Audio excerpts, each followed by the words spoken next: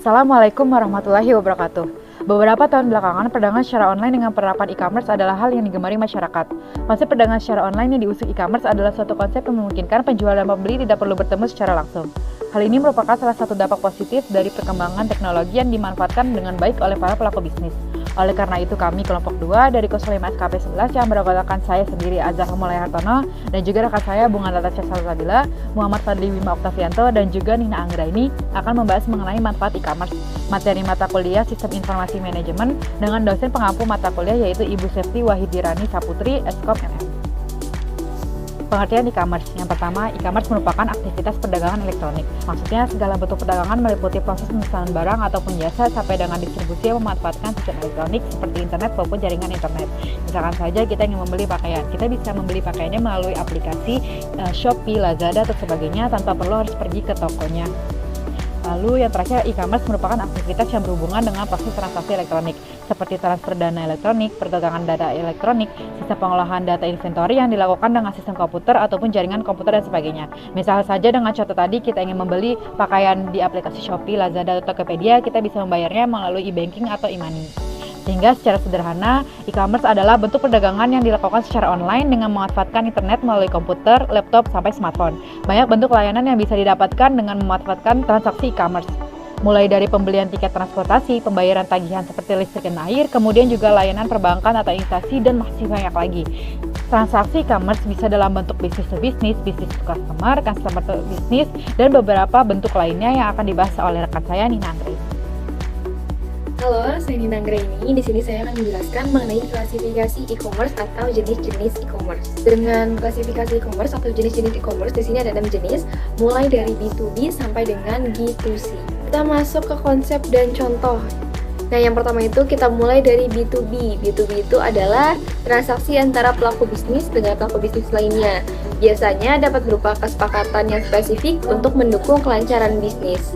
Nah, di sini contoh nyatanya itu ada Electronic City. Kenapa? Karena Electronic City itu kan suatu perusahaan atau sebuah perusahaan yang mana Electronic City ini menampung dari berbagai macam bisnis-bisnis lainnya, misal kayak Samsung ataupun misal kayak LG, itu kan dia tampung jadi satu di Electronic City. Jadi antara pelaku bisnis dengan pelaku bisnis lainnya. Selanjutnya itu ada B2C atau business to customer, adalah aktivitas yang dilakukan produsen kepada konsumen secara langsung. Biasanya yang paling kita sering temuin itu di pasar. Kenapa? Karena biasanya langsung dari bisnis ke si customer. Nah, selanjutnya itu yang ketiga ada C2C atau customer to customer, adalah aktivitas bisnis penjualan yang dilakukan individu kepada individu lainnya.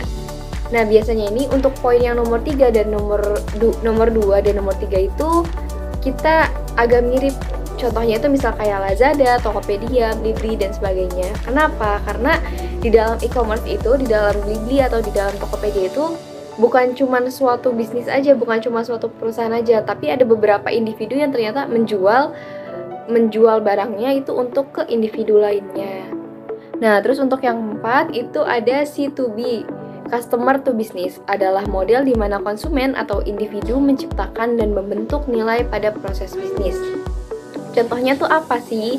Contohnya itu ada Google Ads atau misal content writer, di mana si content writer ini tuh diminta oleh perusahaan untuk membuat suatu konten, padahal si content writer-nya ini di luar dari si perusahaannya. Nah, untuk yang kelima itu ada B2G, Business to Government, adalah turunan dari B2B. Perbedaannya, proses ini antara pelaku bisnis dengan pemerintah. Contohnya itu misal ada skill akademik milik ruang guru yang berpartner dengan kartu prakerja sebagai vendor kelas. Nah, yang keenam atau yang terakhir ini ada G2C, Government to Customer, adalah hubungan atau interaksi antara pemerintah dengan masyarakat. Contoh yang paling gampang banget itu, yang paling sering kita temuin itu ada pajak online. Kita sering masukin pajak ke situ, kita sering bisa lihat-lihat pajak kita berapa, terus kita bisa ngelihat pajak yang belum kita bayar itu ada berapa. Assalamualaikum warahmatullahi wabarakatuh. Saya di sini ingin melanjutkan pembahasan dari rekan saya, yaitu bernama Nina, mengenai manfaat e-commerce menurut para pemilik bisnis. Yang pertama yaitu adalah efisiensi waktu dan tenaga. Dengan adanya e-commerce, mulai dari proses promosi, pemasaran produk, pemesanan sampai pembayaran dapat dilakukan kapan dan di mana saja. Sehingga waktu dan tenaga yang dimiliki dapat dimanfaatkan untuk hal yang lebih baik dan lebih produktif. Yang kedua itu adalah bisnis lintas wilayah atau penjualan global. Apa yang dimaksud dengan bisnis lintas wilayah di sini? Yaitu adalah bisnis yang dijalankan dengan e-commerce dapat meraih jangkauan pasar yang lebih luas. Karena teknologi ini dalam jaringan internet memungkinkan produk yang ditawarkan dapat dilihat dan dibeli oleh konsumen-konsumen yang berada di tempat luar kota, daerah, pulau, sampai benua yang berbeda. Yang ketiga, tidak perlu modal dalam jumlah yang sangat besar. Apa yang dimaksud tidak perlu modal dalam jumlah yang besar, yaitu adalah karena sistem ini memungkinkan para pebisnis untuk tidak perlu membuka toko di mana saja dalam bentuk fisik. Karena hal ini terjadi proses jual beli dan keseluruhan transaksi cukup dilakukan secara online. Dengan begitu, para pebisnis dapat mengurangi biaya pengeluaran sewa tempat atau outlet untuk buka toko secara fisik. 4. Yaitu adalah bisnis yang fleksibel.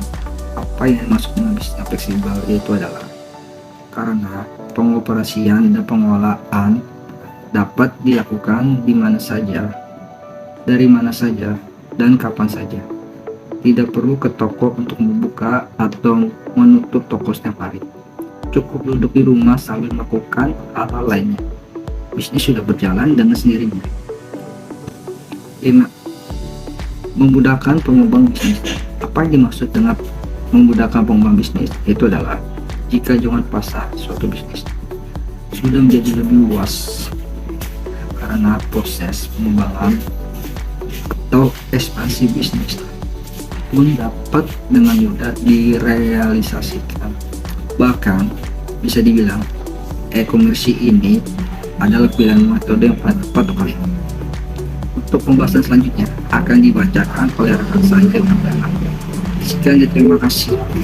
Baik, seperti yang telah dijelaskan oleh rekan saya terkait dengan manfaat e-commerce bagi produsen maupun penjual, e-commerce sendiri juga memiliki manfaat yang dirasakan oleh konsumen ataupun pembeli, yang mana manfaat tersebut diantaranya pertama yaitu belanja 24/7. Belanja 24/7 ini dapat diartikan sebagai bahwasanya konsumen ataupun pembeli ini dapat melakukan belanja dimanapun dan kapanpun tanpa mengenal jam operasional dari toko seperti offline store. Jika konsumen berbelanja di offline store, maka itu ada jam buka dan jam tutupnya, dan jam operasionalnya terbatas. Sedangkan apabila konsumen berbelanja melalui e-commerce, itu dapat dilakukan 24 jam dan dimanapun. Lalu manfaat yang kedua yaitu menghemat waktu. Menghemat waktu ini berkaitan dengan manfaat yang pertama yaitu belanja 24/7, yang mana jika konsumen berbelanja melalui e-commerce, konsumen tidak perlu datang secara langsung ke offline store mereka, tapi konsumen dapat melakukan belanja atau check out barang maupun jasa ini dimanapun tanpa melakukan perjalanan, sehingga hal tersebut dapat menghemat waktu daripada konsumen. Lalu yang ketiga yaitu harga barang atau jasa ini menjadi lebih murah. Hal ini dikarenakan menguranginya biaya operasional, sehingga tidak perlu nih seperti menyewa toko, menyewa ruko atau tempat gitu. Jadi harga yang diberikan oleh produsen itu jauh lebih murah dibandingkan kita datang ke tokonya langsung, yang mana itu harus itu sudah dikenai harga dari sewa toko tersebut. Dan juga seperti tadi berkaitan dengan manfaat sebelumnya juga, apabila konsumen ini berbelanja melalui e-commerce, maka konsumen tidak perlu nih mengeluarkan biaya atau uang untuk melakukan transportasi, dan hal itu uang tersebut dapat dialokasikan untuk belanja barang lainnya di e-commerce tersebut. Lalu manfaat yang keempat yaitu konsumen mampu untuk membandingkan mana yang lebih akurat, seperti halnya harga. Jikalau konsumen datang secara langsung ke offline store, harga yang konsumen dapat untuk barang tersebut ya hanya harga yang diberikan oleh produsen tersebut. Tetapi jika konsumen membeli barang melalui e-commerce, maka harga yang didapat oleh konsumen sendiri ini dapat dibandingkan dari berbagai macam toko tanpa harus melakukan perjalanan atau akomodasi lebih lanjut. Lalu yang terakhir ini manfaatnya mengenai pembeli lintas batas, yang mana jika dilakukan melalui e-commerce, produsen dapat menjualkan barang dari negara manapun, dan hal ini juga dirasakan oleh konsumen, yang mana konsumen dapat membeli barang dari lokasi manapun, dan juga dapat mencari barang yang terbaik. Barang yang ingin dibeli konsumen yang terbaik ini berasal dari luar pulau, jadi konsumen tetap dapat membeli barang tersebut. Baik, sekian presentasi dari kelompok kami mengenai manfaat e-commerce itu sendiri. Kurang lebihnya mohon maaf. Wassalamualaikum warahmatullahi wabarakatuh.